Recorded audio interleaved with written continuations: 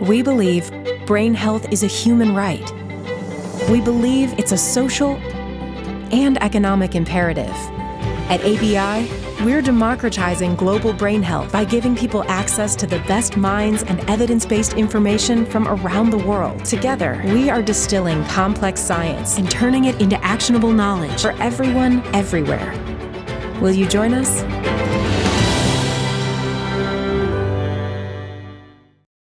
Hello, everyone. I am Glenda Greenwald, President and founder of the Aspen Brain Institute. Welcome, everyone, to the Aspen Brain Institute Expert Speaker Series. Welcome to our growing community of global seekers seeking to be educated and delighted at the leading edge of brain health. Throughout our expert series, you will hear from global leaders, deep thinkers, technology experts, world-renowned scientists, superior doctors, and extraordinary creatives. We know that their insights will transform the way you take care of your brain today, that your 80-year-old brain will thank you for tomorrow. Now, this series underscores the various missions of the Aspen Brain Institute, which are to provide access to the top minds and evidence-based research on brain health, and also to increase brain health literacy globally, and ultimately to create a brain healthy planet. Yay. We thank Lugano Diamonds for their incredible generosity as the underwriters for our expert series, and for choosing us as a nonprofit worthy of such support. Also, by this support, this will make our virtual program free and available to the worldwide public, free and accessible. We also thank Alpine Bank for their loyal sponsorship over the many years now, and they're the best community bank in Aspen, and thank you. It is now my honor to introduce our host for today's session. Dr. Ronnie Stangler is a physician, genetic psychiatrist, and clinical professor emeritus at the University of Washington. She's the founder of the Genome Advisory, as well as she chairs the Aspen Brain Institute Scientific Advisory Council and Expert Series Committee.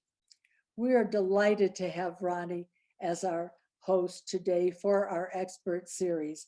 Let's see what we can explore together and learn to support our brain healthy futures. Thank you, Ronnie. Thank you so much, Glenda. A continuing welcome, all of you, to Aspen Brain Institute's 2021 Expert Series. It is my supreme pleasure to introduce you to Dr. Andrew Huberman, neuroscientist, professor of neurobiology and ophthalmology at Stanford University School of Medicine. My personal challenge in this introduction is to exercise restraint, as Dr. Huberman's body of work is vast and of profound clinical import.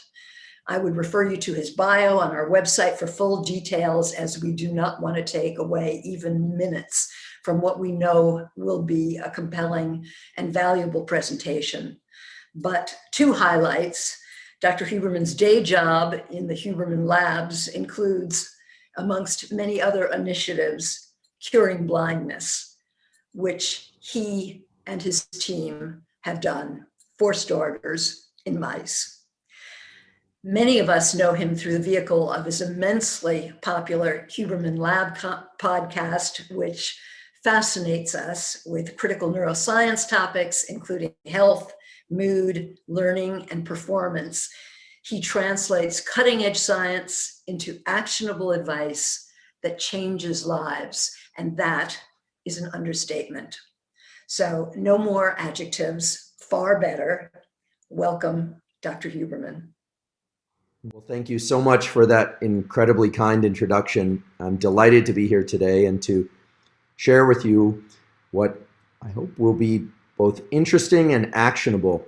We're going to talk about this incredible thing that we call the nervous system, which is the connections within our brain but also the connections between the brain and body and from the body back to the brain, because it turns out that the brain-body connection is incredibly powerful for modulating and controlling what we call our states of mind, our states of body. And in doing so, it becomes powerful for allowing us to focus when we need to focus, to defocus and sleep when we need to sleep, to enter creative states, to enter states of calm when we're feeling too stressed. The nervous system really is the effector by which all of our thoughts, our emotions, and our feelings arise. And so today we're going to learn about the nervous system briefly, and then we're going to talk about our ability to control our nervous system in real time and how that can enhance our ability to perform in a huge variety of contexts. So I'm going to remain with you here, but I am going to share with you some slides in order for this to be as clear as possible. And the title of my talk is effectively the Neuroscience of Change, Tools for Operating at High Performance. This is work that's being done by my laboratory at Stanford, as well as in collaboration with David Spiegel's lab and other laboratories at Stanford. Today, we're going to define the logic of what high performance is and what it means to have tools for change and high performance. We're going to talk about the naturally occurring mechanisms, the way that the nervous system can do all this inspirational and aspirational stuff that you see all the time.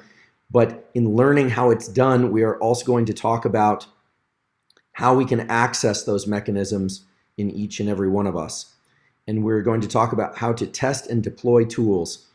So it won't just be information, it will be actionable advice. I won't be giving any direct recommendations, but the tools, as you'll see, are available for you to use in the contexts that feel right to you.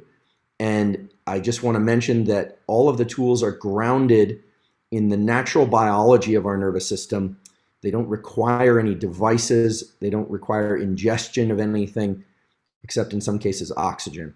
So we'll begin with the nervous system. I'm just going to give a very brief overview. So this is very overly simplistic, I realize, but the brain, of course, sits within the skull, but there are all these little wires that we call axons that emanate from the brain and that into the body and that go back from the body into the brain. I think many people don't realize that every one of our organs is communicating directly with the brain, and the brain is communicating directly with those organs.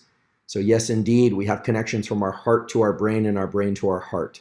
We have connections from our lungs and all the other viscera, our liver, our spleen. In fact, many of you have probably heard and felt before that stress can be bad for the immune system. But in fact, the immune system doesn't know what to do under normal circumstances when there's an invader in our body. The nervous system actually tells the immune system when to deploy these killer cells and things to gobble up bacteria, attack viruses, and so forth.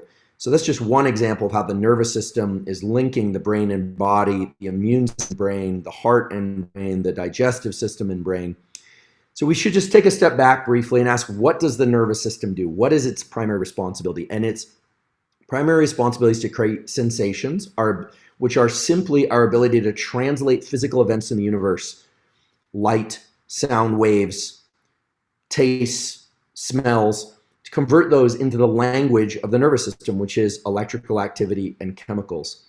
Perceptions are the sensations that we are paying attention to. So if I tell you to right now pay attention to the weight of clothing on your body, you probably weren't thinking about that before, but the moment you shift your attention to that, you are perceiving those sensations, but they're always ongoing in the background. Perceptions are quite simply the sensations that you happen to be paying attention to.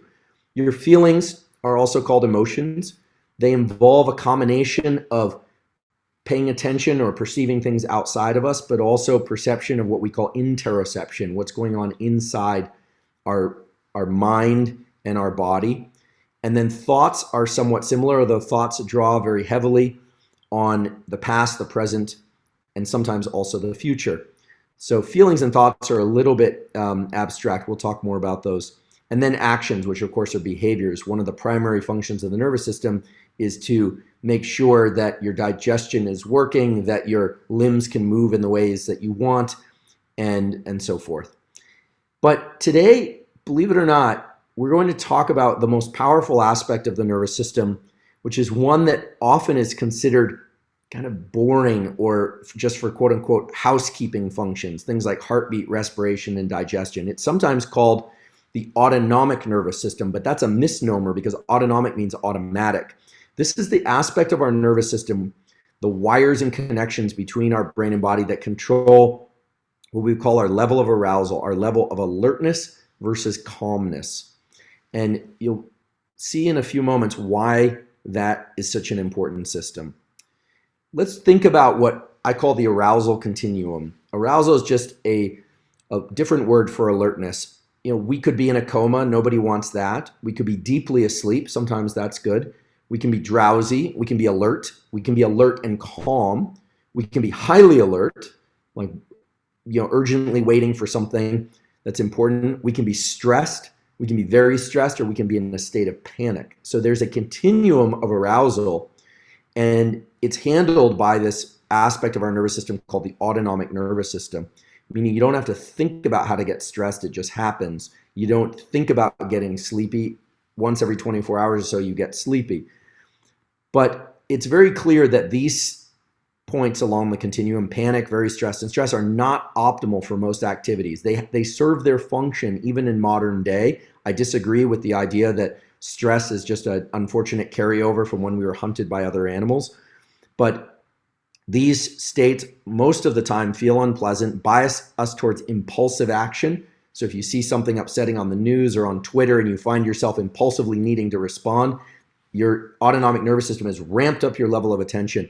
They will impair immunity if you are in a state of stress for too long. In the short term, as I mentioned, stress actually activates the immune system in positive ways. In the long term, it depletes it. And it gives us poorer mental and physical health outcomes in the long run.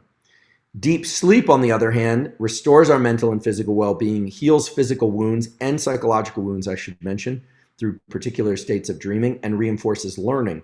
It's actually in deep sleep that our brain rewires. Neuroplasticity, the brain's ability to change in response to experience, is triggered in wakeful states, but is reinforced in sleep. Without sleep, there is no brain change.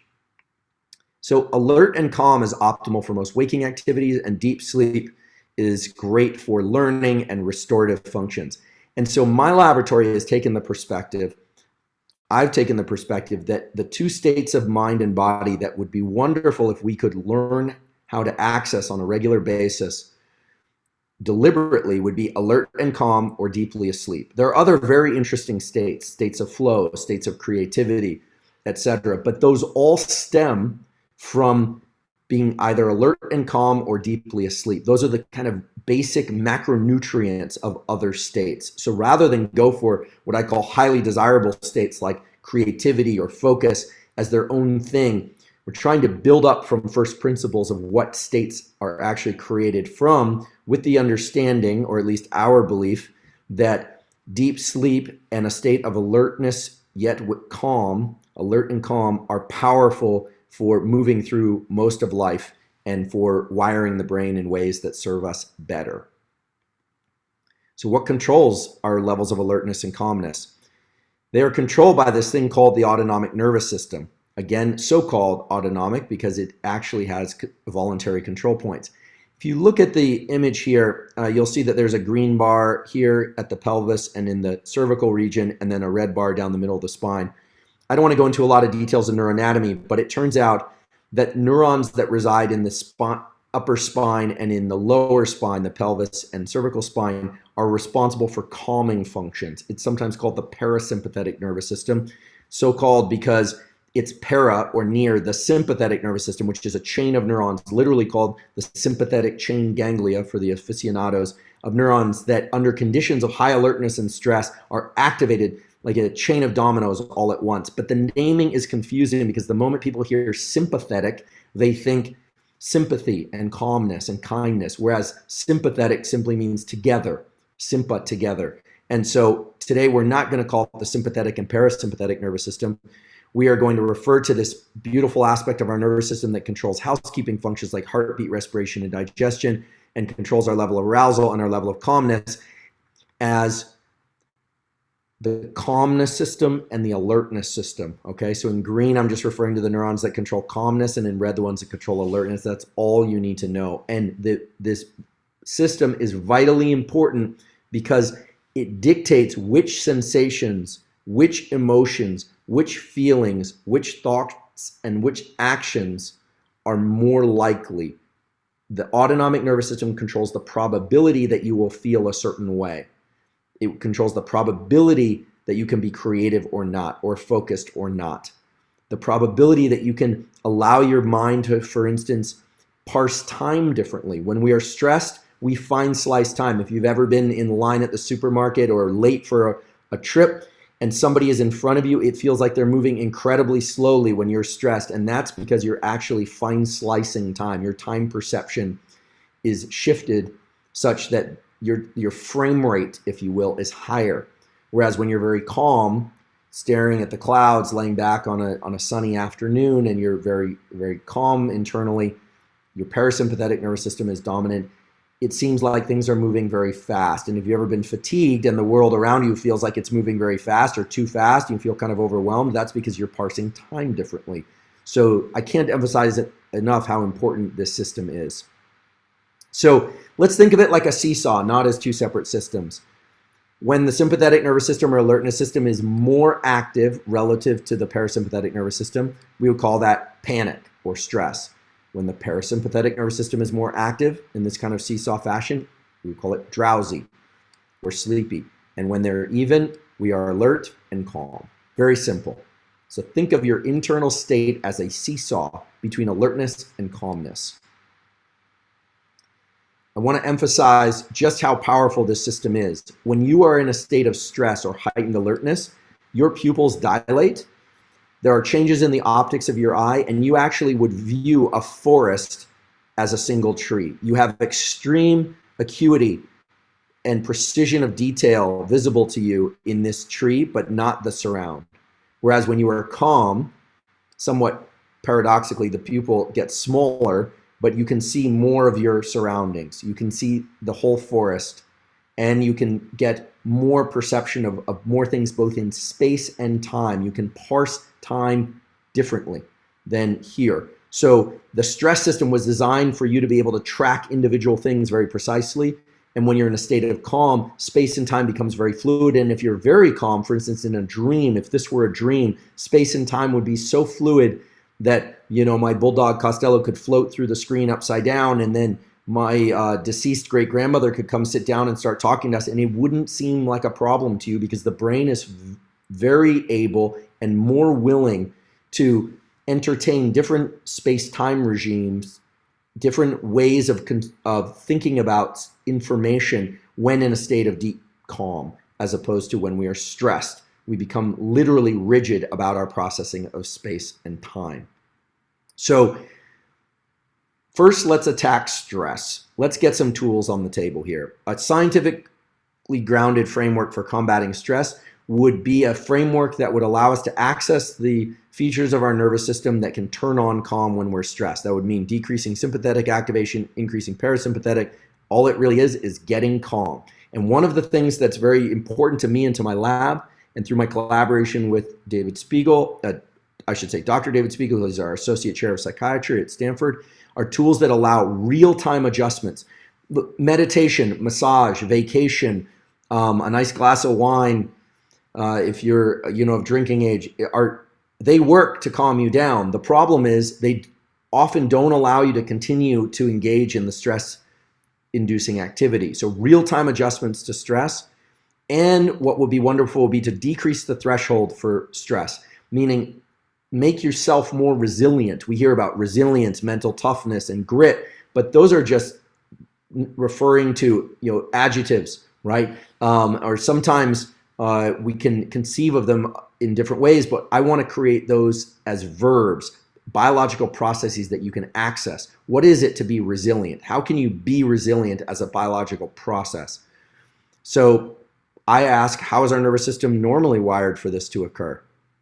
And it turns out, literally, that the Earth is spinning, it's turning once every 24 hours on its axis. For part of that, the Earth is bathed in sunlight, and for the other half, it's not, more or less. Days vary in length, nights vary in length, depending on the tilt of the Earth and the time of year, of course. But this is actually the most basic and fundamental way in which your level of alertness and calmness are adjusted on a daily basis. And if this sounds very distant from stress, in a moment it will become clear what I'm talking about.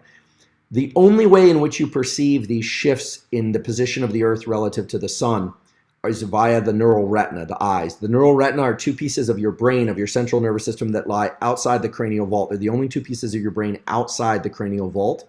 They are literally two pieces of brain. Anyone who tells you differently is wrong. They are central nervous system.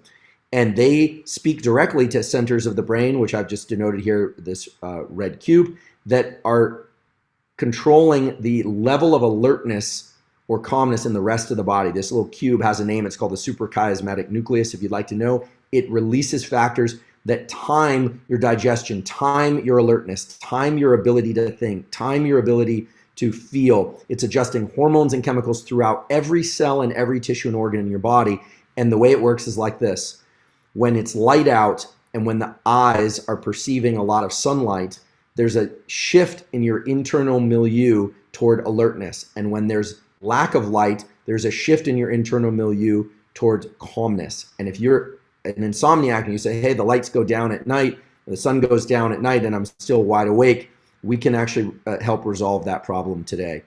The reason this is powerful, the way it shapes your alertness and calmness, is that morning viewing of light. When you see light, in particular sunlight, early in the day, you get an increase in cortisol, which is a stress hormone, but it's a healthy increase that you want to increase. It wakes you up, and then it drops across the daytime, and it should be low in the evening. In fact, a late shifted bump in cortisol, if this red line were over here, or if there was a second peak, is a signature of anxiety and depression, as seen in many clinical studies. These little X's are little life events: troubling text message, someone didn't do something they said they were going to do, you don't like the news, etc. Those little blips in cortisol are natural, they're healthy, and they're short-lived. But you want this cortisol bump early, and you want melatonin, another hormone, to come up late to allow you to fall asleep. Melatonin is the hormone of darkness. It is suppressed by sunlight.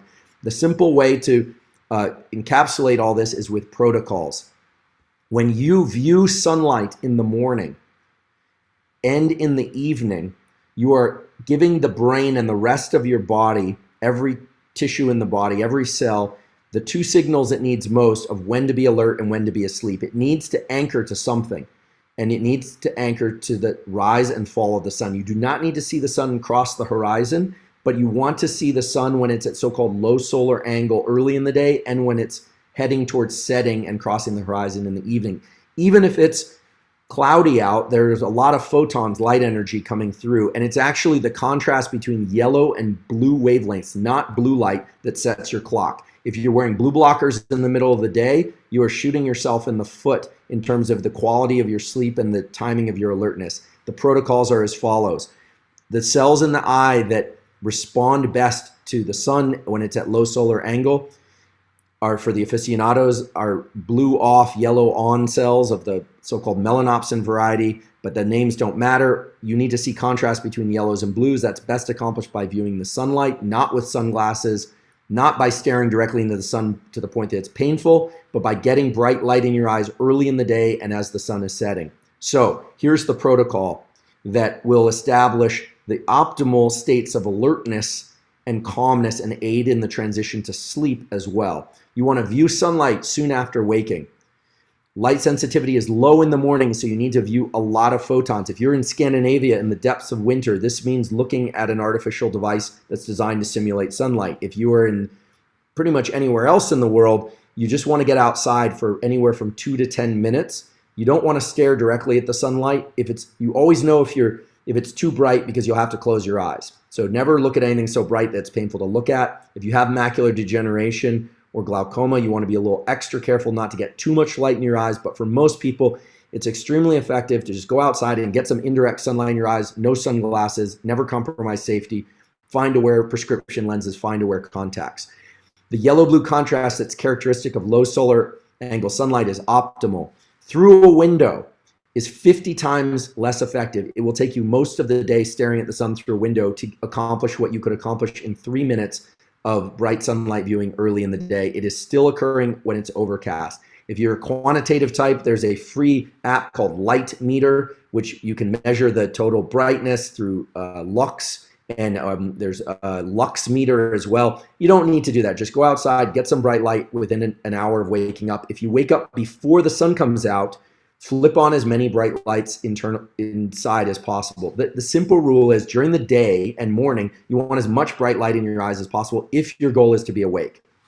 Then it's especially important to avoid bright lights, especially bright overhead lights, between the hours of 11 p.m. and 4 a.m. and probably 10 p.m. and 4 a.m. I'll talk about shift work in a moment and people who work the night shift. But light sensitivity of the retina is very high at night, so it takes very few photons to disrupt melatonin.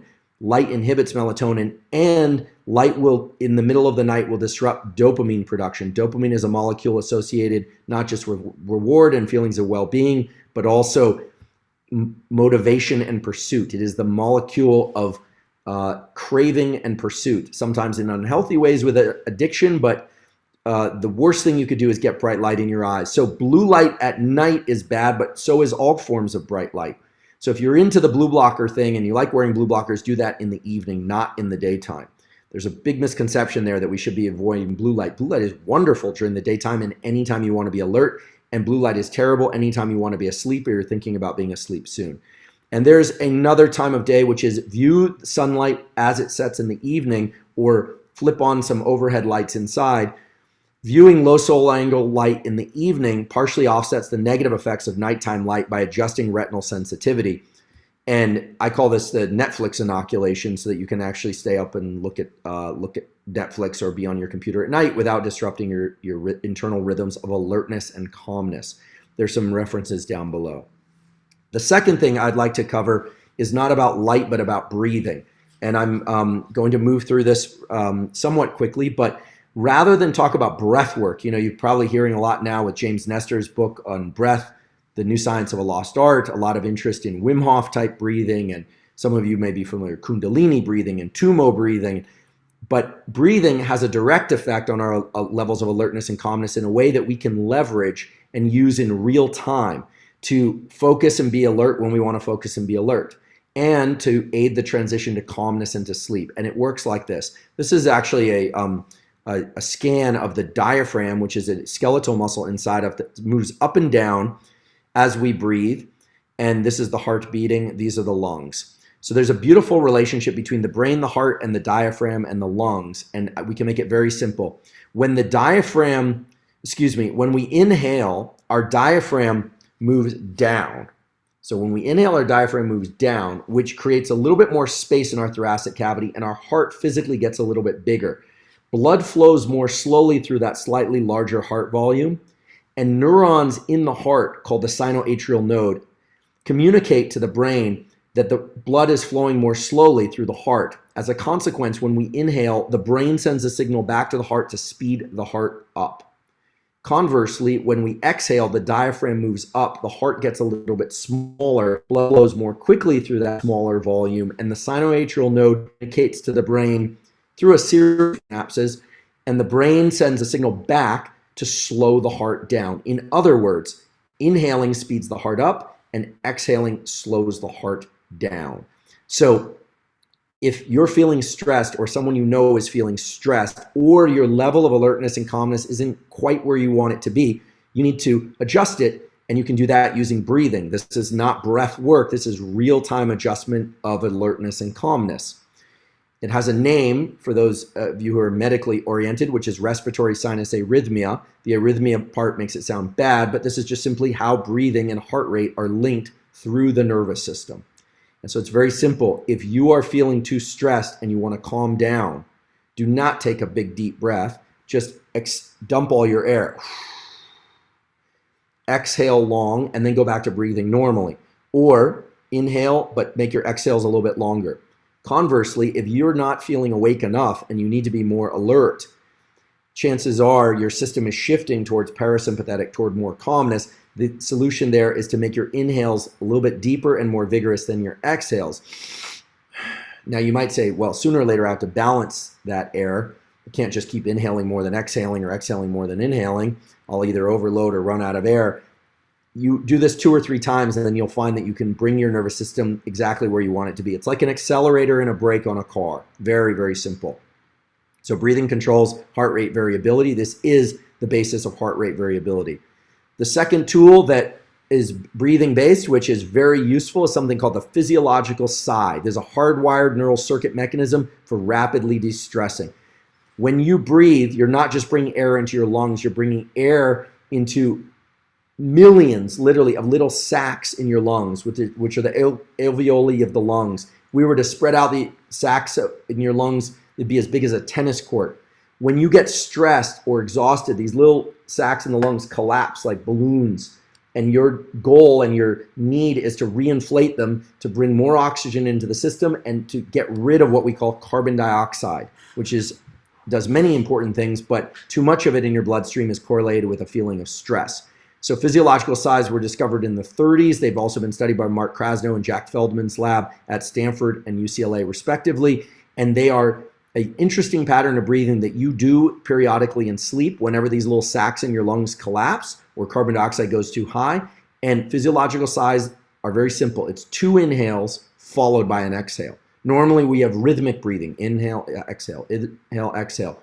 When you do 2 inhales back to back, followed by an extended exhale, you maximize the calming response. So it's inhale, inhale, exhale, inhale, inhale, exhale. And this is ideally done through the nose. So it's, you can do it once and you'll notice an immediate drop in your stress level. You repeat that maybe 2 or 3 times and you will be very calm. It takes a few seconds for the heart to slow down. You don't want your heart rate to drop too fast. That's not good. The heart rate will always lag. But a double inhale exhale is the fastest way that I'm aware of to engage the physiology of calm. So it's inhale, inhale, and then a long exhale to dump or effectively remove carbon dioxide. So physiological sighs, where we do this in sleep, we do it in claustrophobic environments. Children do this after sobbing. Adults do as well. It's controlled, if you would like to know and read more about, by a special structure called the parafacial nucleus in the brainstem, separate from the normal breathing apparatus. It's again the fastest way that I'm aware of that when you're feeling too stressed to dump air. Now, this is a talk about the neuroscience of change. If those of you who exercise and do steady state cardio or into weightlifting or any kind of physical exertion, you can do physiological sighs repeatedly as you're in exertion, and you'll notice that you can be at a much higher output while maintaining calm. As well, if you're into the weightlifting thing or you're out of air and you need to recover air, or you just sprinted for the airplane gate or something, you do a double inhale exhale and that will quickly recover your ability to breathe. So it's a really powerful technique in many ways. And it's not the sort of thing you do as breath work necessarily. It's something that you do again in real time. Okay, moving right along, I'd like to give you more tools. I just want to briefly cover a study. I'm not going to go into the details. My lab and David Spiegel's lab have been asking what tools actually work to buffer stress and resilience, both in real time and when done for what we call the minimal effective dose. So we've been comparing mindful meditation in 25 subjects, slow breathing of the sort I just described, inhale, exhales, these repeated sighs, box breathing, which is inhale, hold, exhale, hold, repeat, or superoxygenation breathing. A note about superoxygenation breathing. Superoxygenation breathing is also called Wim Hof breathing, Tumo breathing. It's developed long before Wim Hof, long before Tumo, frankly. It involves deliberately hyperventilating. So it looks, I'll do it even though it looks kind of silly. It's 25 or 30 breaths like that is very effective in bringing levels of adrenaline, also called epinephrine, up in your system. You are self-inducing stress. And then you exhale your air and you try and remain relaxed with all this adrenaline in your system. The same thing can be accomplished by getting into a cold shower or an ice bath. It's a form of self-induced stress inoculation. So we've been comparing 5 minutes a day of mindful meditation, 5 minutes a day of slow breathing, size. 5 minutes a day of box breathing, or 5 minutes a day of what I call superoxygenation breathing. Just to mention, superoxygenation breathing also involves getting rid of a lot of carbon dioxide, which means that you don't have the impulse to breathe. And I should mention, you never want to do it anywhere near water, not even in a puddle, a bath, or while swimming, because when you remove the impulse to breathe, you are prone to shallow water blockout. So it can be dangerous. So never do superoxygenation breathing anywhere associated with water. Free divers know this. In fact, many free divers die because they adjust down the reflex to breathe so efficiently that they're at depth, and it's not like they're even flickering out. Just everything goes black and they drown.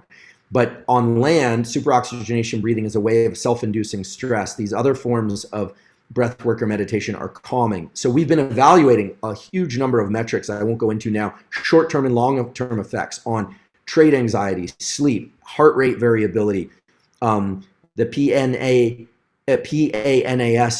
are positive affect, negative affect scales, state anxiety. And the long and short of this is that the left graph just shows a significant change in positive affect, which are slow breathing, box breathing, and superoxygenation breathing, are all more effective than meditation. 5 minutes a day. It's not to say meditation isn't useful, but for a minimal effective dose, a breathwork protocol is extremely powerful for allowing you to learn to shift your state and to control your state. Of those, superoxygenation breathing, the cyclic breathing, the intense breathing I just showed you, that is actually not ideal if you have or are prone to anxiety attacks. So please forgive the noise in the background. That's my bulldog Costello, who's prone to no anxiety whatsoever. The bulldog is an incredibly parasympathetic dominant breed, which is part of what makes them so delightful. It's very hard to induce stress in a bulldog. Humans, quite easy. So avoid superoxygenation breathing if you're prone to anxiety. What it does do, however, is it teaches you to be comfortable at higher levels of anxiety. I'll just steal from my colleague, Dr. Spiegel's statement, because he captures it better than I ever could, by saying it's not just about the state that you're in, it's about whether or not you had anything to do with placing yourself in that state, right? So self-induced stress is different than world-induced and life-induced stress. So I encourage people to have real-time tools, the physiological sigh, emphasizing exhales as ways to calm down, emphasizing inhales as ways to be more alert, see morning light, see evening light as ways to balance your alertness and calmness correctly across the 24-hour cycle. Avoid bright light of all colors in the middle of the night. If you have to go to the bathroom in the middle of the night, or for safety reasons, you flip on a light for a few seconds, no big deal. But if you're looking at your phone in the middle of the night, or you're spending a lot of time on bright screens, and you're not looking at light early in the day when you wake up, it should be no wonder that you're having trouble focusing, having trouble staying asleep at night, having trouble accessing the states of mind you want, because the seesaw is not effectively tuned right. It's like the hinge on your seesaw is too loose, and you're getting stuck over here or stuck over there, and it's getting blown around quite a lot. What you want is for that seesaw to have the hinge not too tight, but not too loose either. And these practices, of light viewing at particular times, avoiding light at particular times, using the breathing apparatus to adjust your levels of alertness and calmness, these are the innate ways in which our nervous system has built up the capacity to control alertness and calmness consciously. So these mechanisms work subconsciously and reflexively when we're stressed or when we're exhausted, but you can take advantage of them and use their power to control the rest of your nervous system by just simply knowing what they are. The beauty of this is it doesn't require any learning. You just have to know what the tools are, and then once you do them, they work the first time and they work every time. So the rational structure for stress mitigation is the rational structure for changing your brain in the ways that you want. Real-time tools for immediate stress relief. You can raise stress threshold by self-inducing stress and then remaining calm. You can increase what's called parasympathetic tone also through something called non-sleep deep rest. I'm not going to go into this in detail, but non-sleep deep rest is the way that I describe, it's an acronym I came up with to describe things like yoga nidra or exhale emphasized meditation. Anytime you're deliberately bringing your brain into a state of deep relaxation, you optimize it for neuroplasticity, for change. We know, and I said this at the beginning, but I'll say it again, that when there's an intense focus, that is the trigger for neuroplasticity, for the brain to change. As adults, we don't learn simply by experiencing things. We need to have extreme focus. That means being alert. Unfortunately, negative events capture that automatically. But the real change comes in deep sleep. And there's a beautiful study published in Cell Reports, Cell Press Journal, excellent journal, this last year, showing that a 20-minute to 30-minute non-sleep deep rest or shallow nap, you don't even need to fall asleep, after a period of learning, and it doesn't have to be immediately after, accelerates learning. If you want to get better, you want to move through traumas more quickly, you're doing hard therapy or hard learning or trying to learn or access creativity, a 20-minute non-sleep deep rest protocol each day is extremely powerful, even 3 times a week. So there are 2 of them. One, I will provide a link for all listeners to. It's on the web, although if you prefer something like Yoga Nidra, you can. But what we've developed is a protocol that strips away intentions and a number of the other things that are associated with Yoga Nidra. The reason for that is sometimes the kind of mystical language can be a separator for people. We've only focused on the breathing, and it involves a sort of body scan as well. The other one, the other tool that's very powerful for rewiring your nervous system is one that was developed again by my colleague, Dr. David Spiegel, which is you can go to reverie.com, and there's now also a Reverie app, both for Android and Mac. These are clinically tested as well as research tested hypnosis scripts lasting about 15 minutes to access deep rest each day, and you guide yourself through it. Now, people think hypnosis, they think stage hypnosis and pendants and people walking around like chickens. This is you deliberately inducing a state of hypnosis while listening to the script so that you can, for instance, experience greater relief from pain. There's actually pain relief protocols there. There's sleep protocols to get better at falling asleep, stress protocols, and so forth. And you can use those as a way, the anti-stress protocol as a way to access these states of non-sleep deep rest to maximize neuroplasticity and learning. So the real science of change, I will say, is in the ability to be focused when you want to be focused, be alert when you want to be alert, and then to be calm and in states of non-sleep deep rest or deep sleep when you want to reinforce the learning and reinforce the change. Because again, that's when the actual reorganization of connections between neurons occurs, in deep sleep or non-sleep deep rest.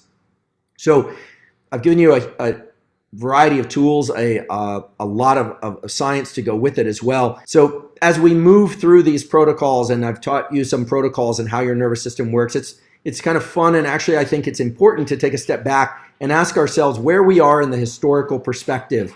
There's my bulldog drinking again. A historical perspective of brain change and self-directed brain change. On the left, we have an image of Ken Kesey, who, and his magic bus. And, Ken and his friends were very involved in the neuroscience of change from a completely different perspective, psychedelic medicine, exploration of different meditative states, etc. Long before Wim Hof, there was Maurice Debard. He's now 90, very much into cold exposure as a way to condition and wake up the nervous system and to encourage people to activate their immune system. Believe it or not, adrenaline, as I mentioned before, will activate your immune system. That's why getting into cold water activates and primes your immune system. At least in the short term, it's very good for the immune system. There's a paper published in the Proceedings of the National Academy of Sciences showing that when we release adrenaline, we also release things like IL-10, which are anti-inflammatory markers. You can reduce the symptoms of bacterial infections and things using cold as a stimulus. But it's not cold per se. It's not rapid breathing per se. It's adrenaline, which signals to the immune system that something is causing an invasion and we need to push back on it. So this was the history of it, and it's always seemed a little wacky, magic buses and people like this bearded Iceman and in cold water.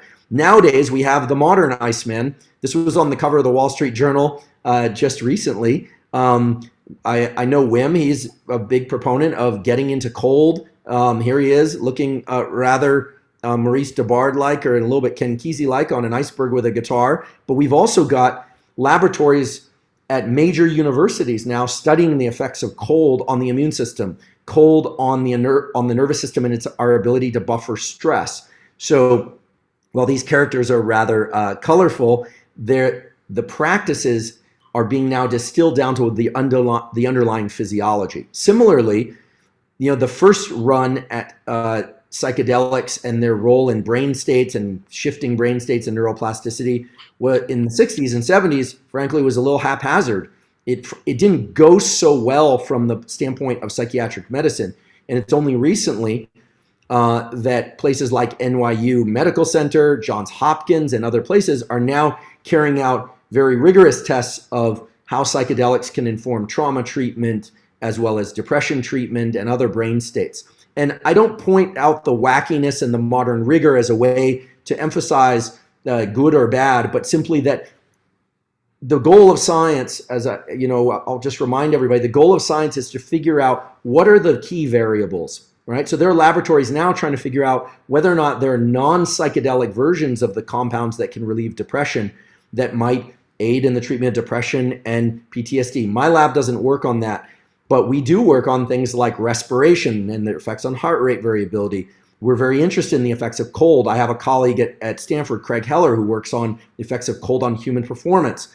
But oftentimes what we see as the kind of more wellness wrapped or kind of colorful or sometimes even wacky aspects of things that perhaps and every once in a while actually do have a kernel of real physiological truth. And it's once we understand the mechanism that then we can build new and better protocols. And so that's the goal of my lab and these other labs, is to figure out what are the compounds, how do they change the brain, what are the protocols with breathing and with cold, how do they shift our nervous system ways that allow us to access neuroplasticity and sleep and focus better. So science is sorting through its own identity, search for identity. I won't call it an identity crisis these days, in terms of trying to figure out what aspects of the nervous system are tractable and modifiable.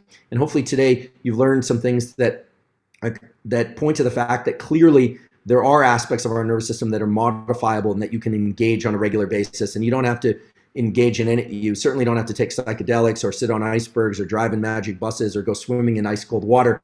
That's not the point. The point is that we all have mechanisms that are deeply embedded in all of us, our physiology, that we can leverage towards changing our nervous system so that we can accomplish those two states that are so vital, which are deep sleep when we want that, and alert and calm when we want that. And again, from those two states, all the other important states emerge.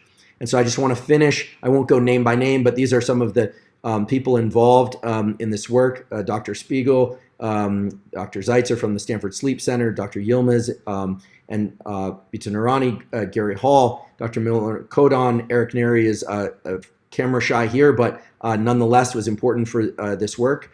And our group has been trying to sort out these mechanisms.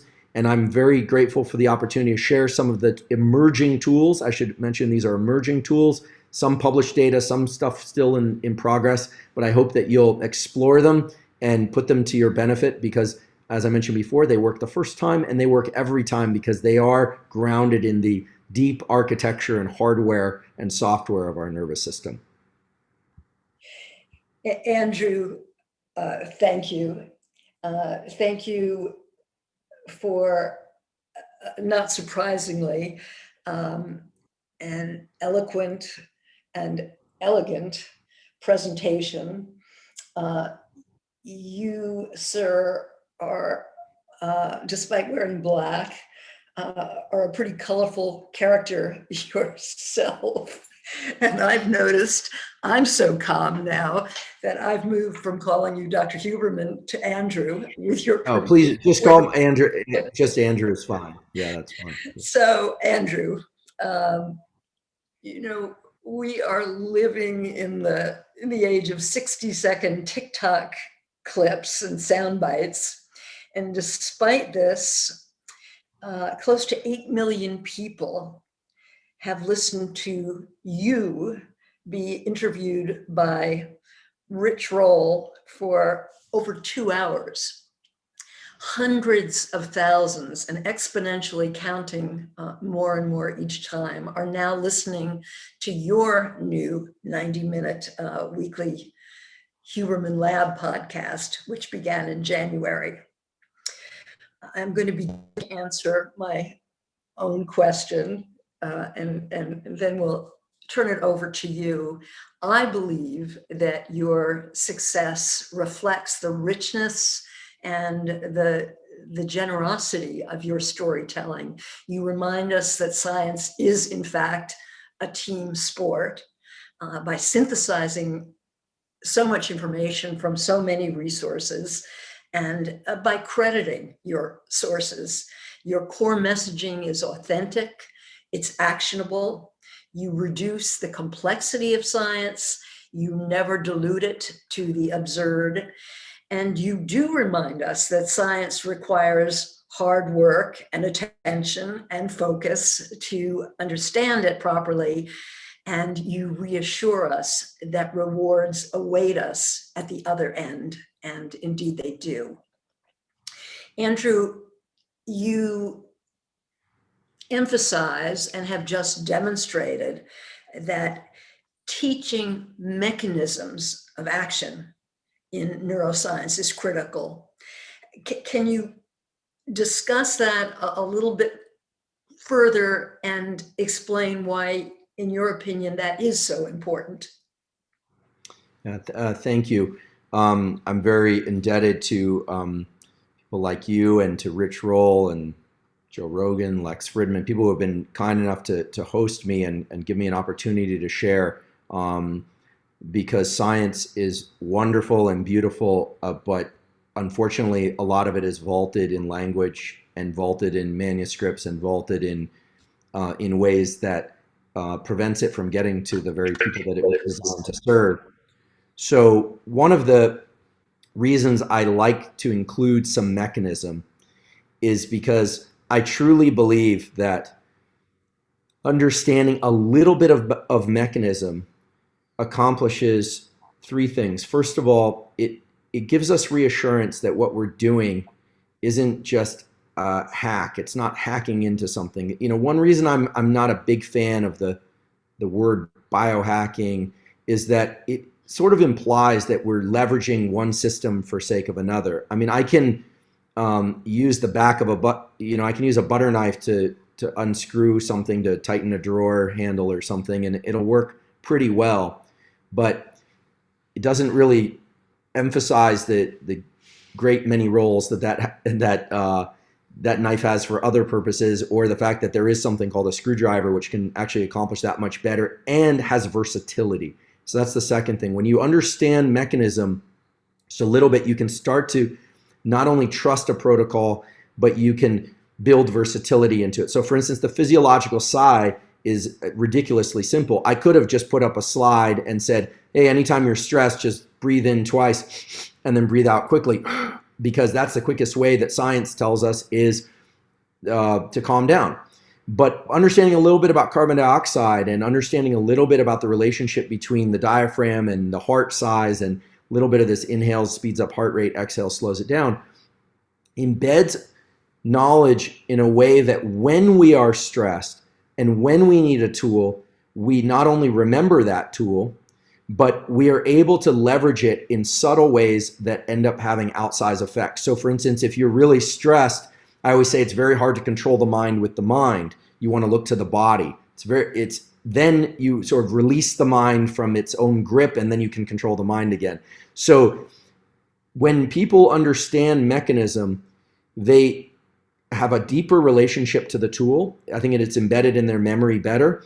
They reach for that tool, and then they can start playing with it, and they can start realizing, it's not simply the case that you can do 2 exhales and then 1 long inhale. That actually will drive the system in the opposite direction. And now if you understand mechanism, you might understand why when you're breathing very deeply, or you take a deep breath when you're stressed, what you're really doing is you're preventing those sacs in the lungs from reinflating even more. So when you start understanding a little mechanism, you really can get a lot of insight into oneself.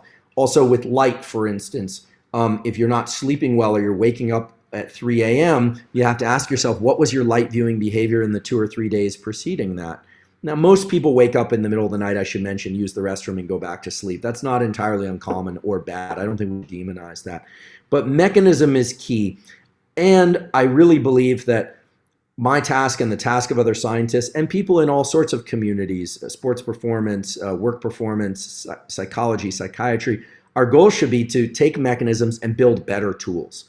I think where we are today is very rudimentary in terms of the tools. I think that someone will experiment with and discover mechanisms and tools that will allow us to accomplish the brain states we want. I think in 10 years, before we sit down to, or in 5 years maybe, before we sit down to do a bout of work, we'll probably end up listening to a 1-minute hypnosis. We will probably know to breathe in a certain way as we prepare to do focused work, and that we will probably need to breathe in a certain way as we go to sleep at night. I think that the future lies in understanding mechanism and applying it in novel ways. And if I just give a tool, and there's no mechanism, then there's no opportunity to be iterative and innovative. And the reason I love science is because it's innovative. It doesn't look anything. The truths are core truths, but you build on those core truths so that things don't look anything like they do 10 years from now. If I give the same talk 10 years from now, I hope nobody listens to it, because hopefully by then people will have evolved far better tools. Well, you certainly remind me of something I learned during my residency, which seems eons ago, my psychiatry residency. There's so little that I learned that is factually relevant today. But what I learned from some real masters was how to think. And really, that's what you're advocating. Yeah, I have many goals in teaching tools in neuroscience, and one of the more cryptic goals is I want people to understand, of course, the beauty and the power of the nervous system, because it is awe-inspiring. I want them to apply it. I also want them to develop a little bit of, if they don't have it or if they already have it, to grow their scientific thinking. And not because I think scientific thinking is the only way to approach life, but looking at things through the lens of neuroscience and through the lens of biology and through the lens of psychology and through the lens of physiology is immensely powerful. And I think for every problem, whether or not it's an interpersonal problem or depression or learning or dyslexia or the climate change, we need to look at that through multiple lenses to converge on a plan of action that's really the best one. And I as a psychiatrist, I'm sure that you will appreciate this. I think that the goal of any good therapist or psychiatrist knows that what the patient is really internalizing is not just a story, is a reflective function. It's an algorithm that they somehow understand intuitively, because whether or not they remain in the patient clinician setting forever or not, the point is to understand something, even just intuitively, about how one works through a set of challenges, so that you have more confidence in confronting new challenges. And the same thing is true of mechanism. Once you understand your relationship to light and how to feel alert during the day, if that's your goal, and asleep at night, everything changes, because you start to understand your relationship to sensory input and to your environment. And it starts affecting you in very powerful ways. Your relationship to music changes, your relationship to stress changes, but I can't just hand that understanding off. And it's something that humans are exquisitely good at finding. When you start with something very tractable and very simple, they start peeling back the layers of the onion, and especially through experience. And I don't claim to be a clinician. I have great admiration and respect for clinicians. That's not what I do. I find and test tools. I forage for tools in the world, and then I bring them to the lab, and I try and understand mechanism and evolve those tools, and then try and give them back to the world. That's the cycle that I'm involved in. Well, in that capacity, then, it just occurred to me as you were speaking, at the Aspen Brain Institute, we are obviously interested in all things brain. You have spoken so beautifully about understanding the brain, not in isolation, but in the context of the lower ecosystem of the nervous system. So, Andrew, do you think the Aspen Brain Institute should change its name? And if so, any recommendations? Yeah, it's interesting because it gets to, I think the name is wonderful as it is. I don't think it needs to change. I think, the word nervous system, it always makes people think about nervous, the state of being nervous. And so that's the problem. The language of science is dreadful. I just have to say, even just today I had to, sympathetic, parasympathetic, calmness, alert. It's so autonomic isn't autonomic. There's a lot of renaming that needs to be done. And yet these are the operational definitions we live with so that medical students and neuroscience students can train and learn. I think that the understanding that the brain and body are connected in powerful ways was actually outside the realm of neuroscience. I remember as a junior professor, so this was over 10 years ago, someone told me that everything below the neocortex, anyone that works on anything below the neocortex wasn't a neuroscientist. They were a neurobiologist. I won't name this person, but he has a physics background. He actually now works on the brainstem and the breathing apparatus, so it's kind of amusing to me. That's no longer true. And also the experimental models often that we use, including humans, don't allow us to get to the high level questions of consciousness, dreaming, consciousness, free will. Those are the things that everyone always asks me, what's that all about? And we actually understand dreams now a little bit. But consciousness is hard to define, and free will, it's complicated. But when you start getting into the deeper layers of the nervous system, the brainstem, the thalamus, the retina, the way that the viscera and the brain are connected, you can really get to some solid understanding of, well, when activity goes up or when serotonin in the gut is increased, you are going to experience sugar seeking. And this is true in animals and humans, or for instance, the relationship between immunity and the nervous system. So I think that the deeper kind of mechanical stuff, while it doesn't lend itself so well to the beauty of consciousness or awe or these states that are really attractive and fun to talk about, we actually stand to get some real answers in the immediate future. And eventually we will get to those high level, really also important questions. But the short answer is I like the name the Aspen Brain Institute. You're very kind. So not so much fun to talk about COVID brain, whatever the hell that means. Recent essay in the New York Times entitled, "We've Hit a Wall, Confronting Late Stage Pandemic Burnout from Edibles to Exodus," describing the continuing crisis of productivity, of will, of enthusiasm, of purpose.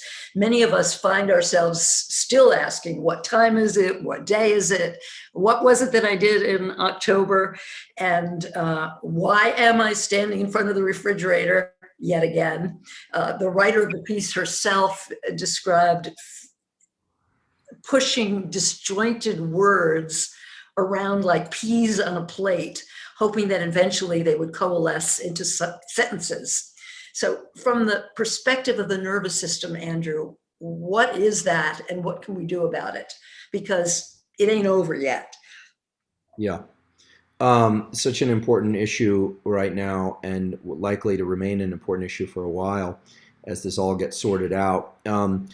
So I think that confusion we are literally disoriented in time.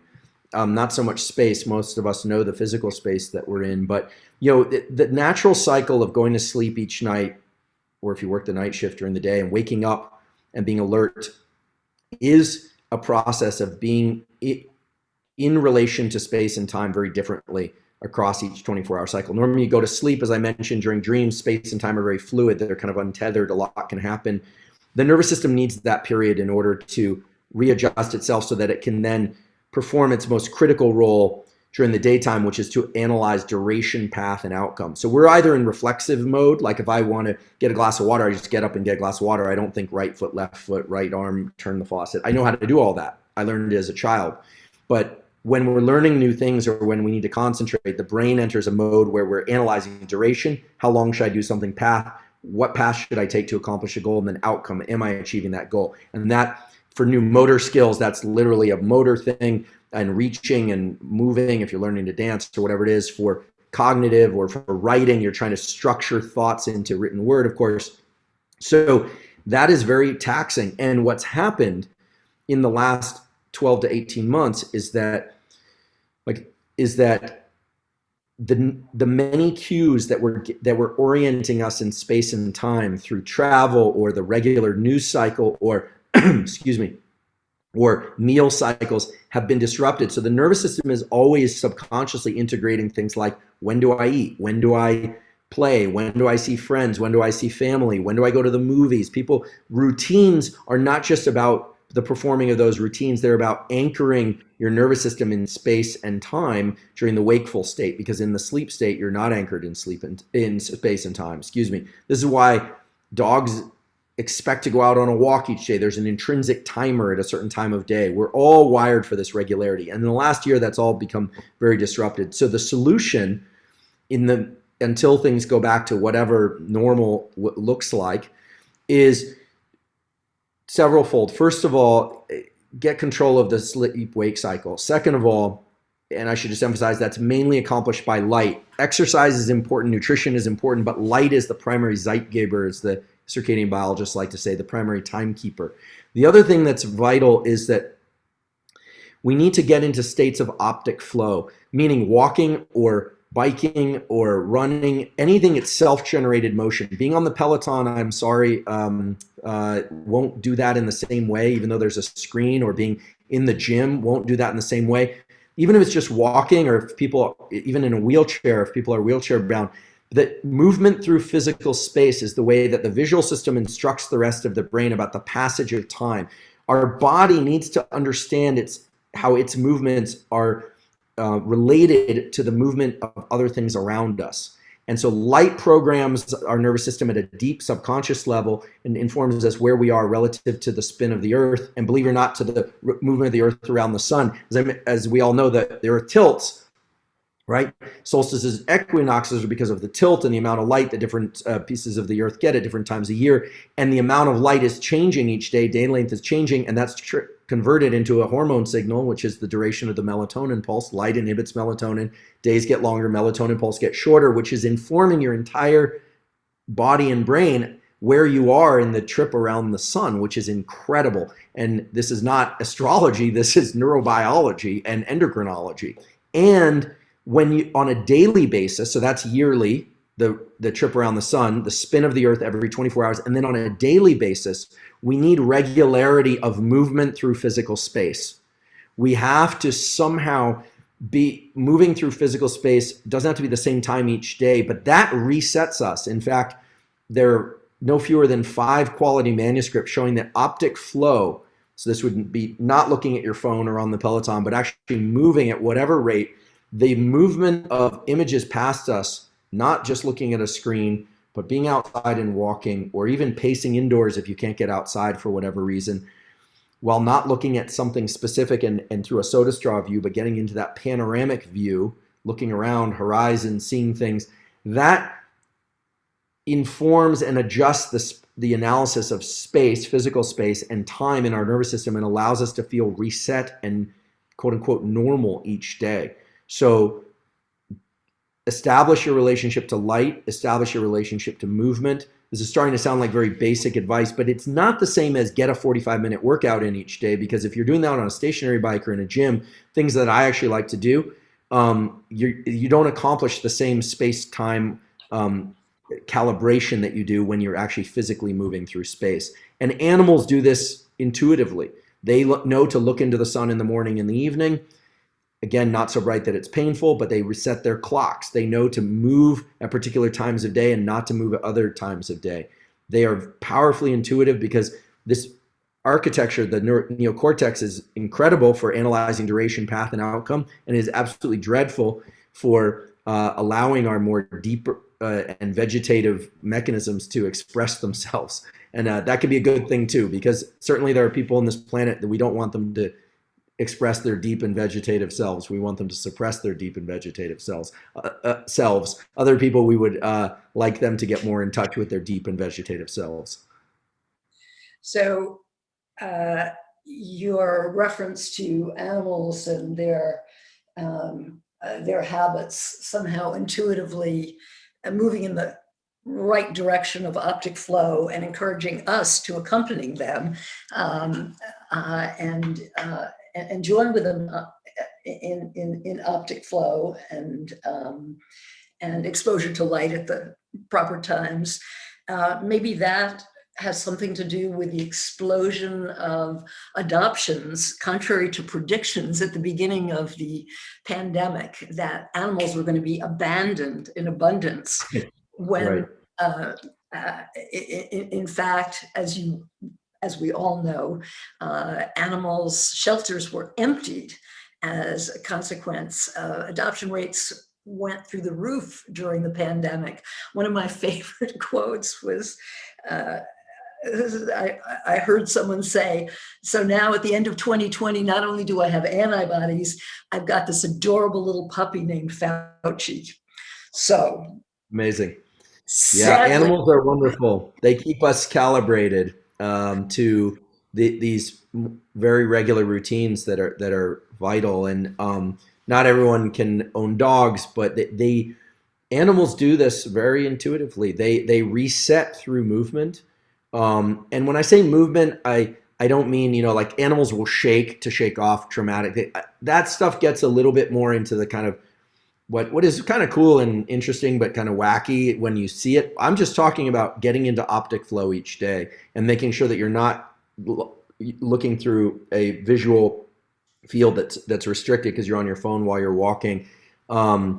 It's immensely powerful, and animals have a lot to teach us because their nervous systems are simpler in the sense that they do lack this extensive neocortex that's involved in thinking and imagining things. I mean, we think that maybe the cephalopods, the octopi and the cuttlefish might be brilliant or something, but let's face it, we're the curators of the planet because we're good at tool development.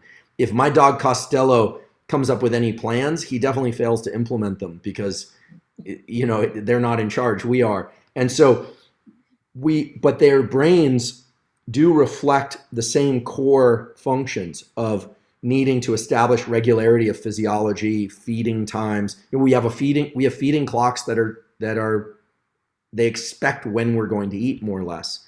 And there are a lot of ways that one can bring normalcy and regularity to the space-time mechanisms in the brain, but the main ones are the ones that we discussed. So we have to assume then that Costello cannot tell us how you have changed his brain. Can you share with us your understanding how Costello may have changed yours? Oh my. Well, we're at risk of I'll try and keep this brief because there are a few things I love in life more than science. But Costello I always say, is the best decision I ever made for the following reason. First of all, raising a puppy is an experiment in neuroplasticity. It's a short-lived one, unlike raising children, which is a longer experiment in neuroplasticity. Don't have to put them in college either. That's right.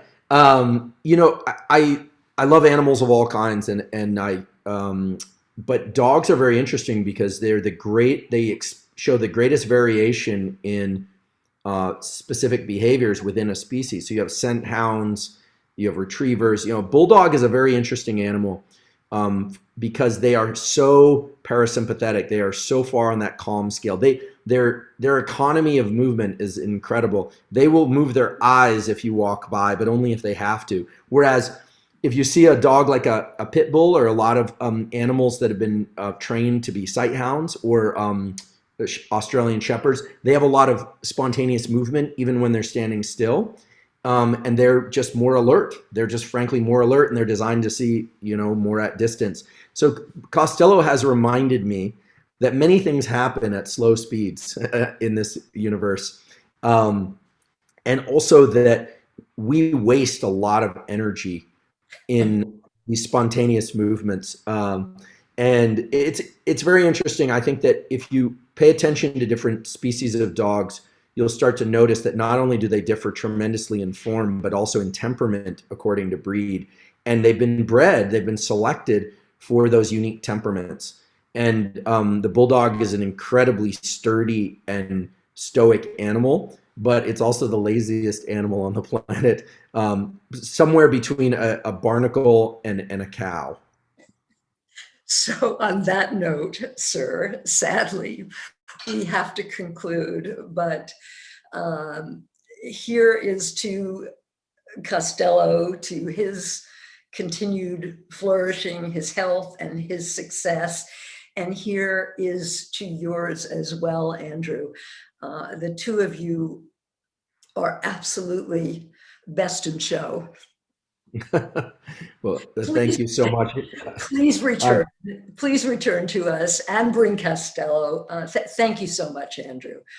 Thank you so much for hosting me. It's been a true pleasure, and I'm very honored and delighted for the opportunity. Thank you.